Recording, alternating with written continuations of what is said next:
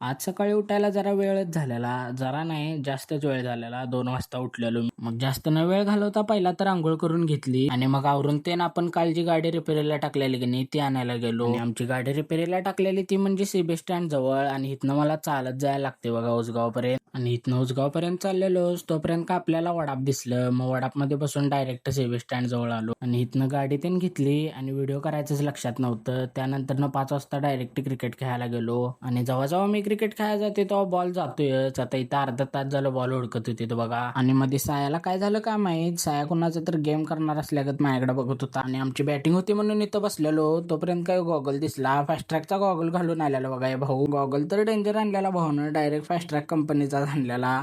आणि fast ट्रॅकचा goggle जरा घालून बघूया म्हटलं, कसं दिसेल ते कमेंटमध्ये सांगा. मग काय गॉगल तेन घालून आणि क्रिकेट खेळून तिथून डायरेक्ट घरला आलो.